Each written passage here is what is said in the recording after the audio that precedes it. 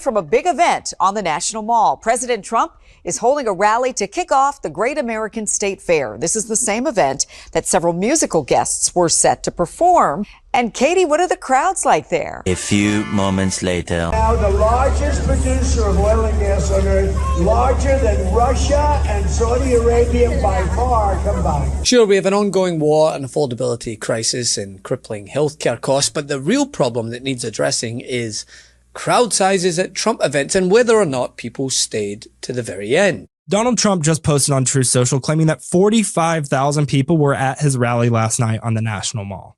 He also said that every single person that was there stayed until the end of his speech. But that couldn't be further from the truth. Donald Trump is once again focused on the most urgent issues facing the United States, whether people stayed until the end of his recent speech and whether the television networks showed enough people applauding, because after footage revealed empty space at Trump's Great American State Fair rally, before then videos went viral of people leaving while he was still speaking. Now the largest producer of oil and gas on earth, larger than Russia and Saudi Arabia by far combined. And under my most favored nation agreement on drug prices, we are delivering the largest reduction in drug price history with price differences of 400, 500, and even 600%.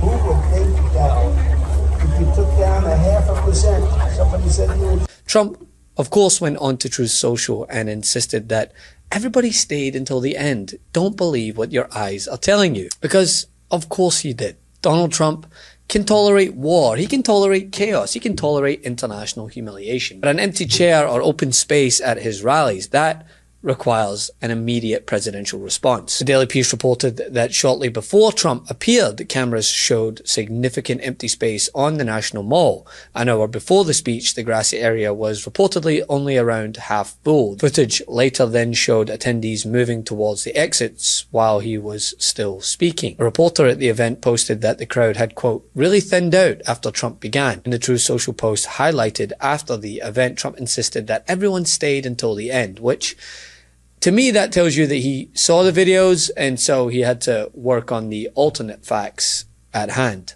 Donald Trump just posted on Truth Social claiming that 45,000 people were at his rally last night on the National Mall. He also said that every single person that was there stayed until the end of his speech. But that couldn't be further from the truth. I was there last night on the mall while Trump was giving his speech, and I took this video of people leaving the rally in droves. Take a look for yourself.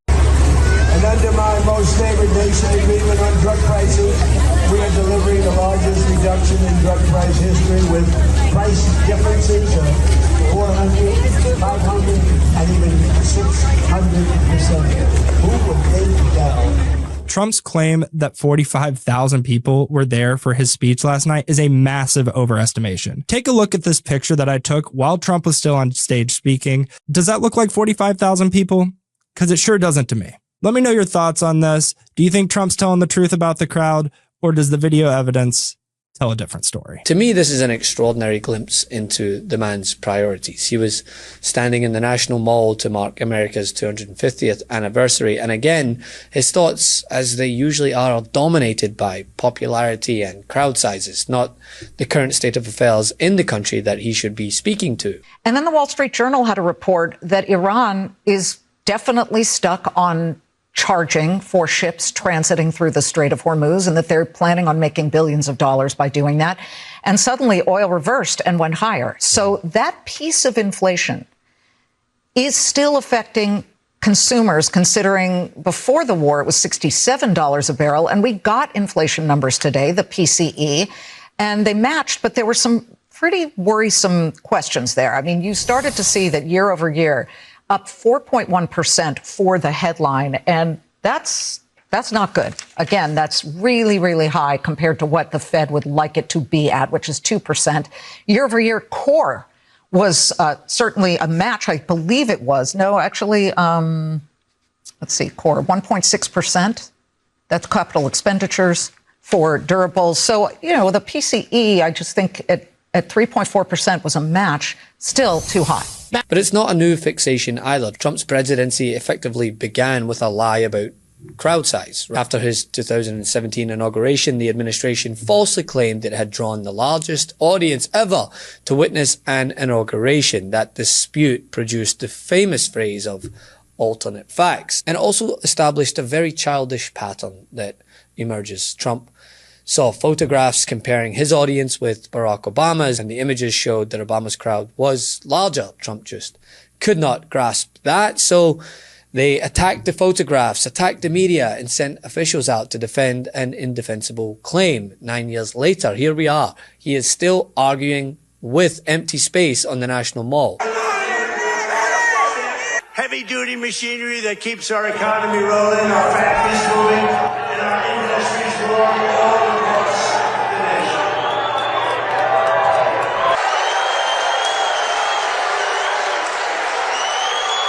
And you are the men and women who put your pride and spirit into those beautiful words.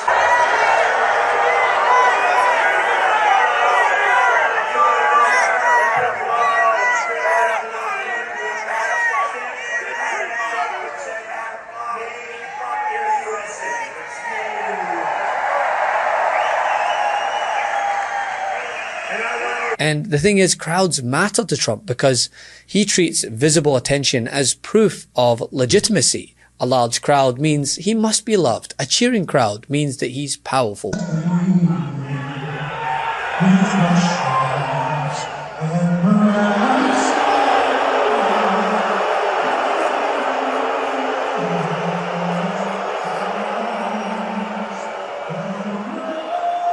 And by the way, this is why, if you heard from Barack Obama recently, his comments, they're so relevant, right?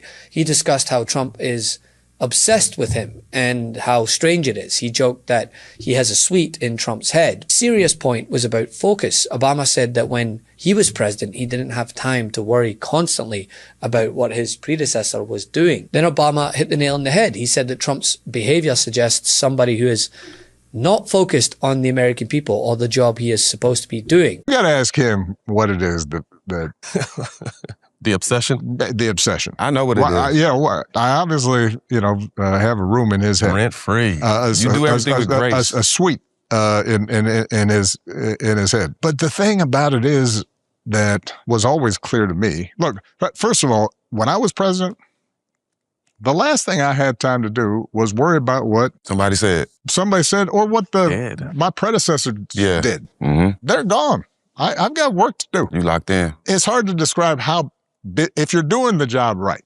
Mm-hmm. Every day you got 5-10 things that are real hard, and you have to be constantly focused. The idea that I'd be worrying about came before somebody who came before and me trying to measure, like, what's he done today? Look, constantly worrying about that is a strange thing to me. It shows me somebody who's not focused on the American people and the job they're supposed to do. Which he's not. He is the president of spectacle. His focus is on his ballroom, his UFC event, fabricated stories about allies begging for pictures. Well, some things deserve an immediate response. Donald Trump's statements are completely made up. I'm frankly astonished. I don't know why the President of the United States behaves like this towards his allies. It is not the first time, moreover. I can only say it is disappointing that he does not show the same determination with the enemies of the West and of the United States, whose leaders he instead treats with far greater indulgence. There is one thing he should remember. Neither I nor Italy ever beg. It's all to try and present this image that he is way more popular than he is. Image over substance, which is why crowd sizes are always triggering for him. What you hear him talking about is his inauguration crowd being smaller than mine. After 4 years, that's what he's still worrying about. Let it go. What is his obsession with crowd size? Does he have nothing better to worry about? Did no one come to his birthday party when he was a kid? Most of all, Donald Trump wants us to think that this country is hopelessly divided between us and them. Between the, quote, real Americans who support him, of course, and the outsiders who don't. The enemies within. Because Donald Trump understands, and he's not wrong about this, that dividing people, making them angry, will boost his chances of being elected. It's not good for the country, but it might improve his odds. When his focus should be on the issues plaguing the country. Americans are out here thinking about groceries, rent, medical bills, gas. But Trump's administration are staging military flyovers, building temporary monuments on the White House lawn, installing a Ferris wheel, and transforming the National Mall into another partisan spectacle. Then the president is upset because television cameras seem to show empty areas. And that is a disconnect here. To Donald Trump, the image always matters more than the result. Want to stay plugged in? Become a subscriber to our Substack at MidasPlus.com. You'll get daily recaps from Ron Filipkowski, ad-free episodes of our podcast, and more exclusive content only available at MidasPlus.com.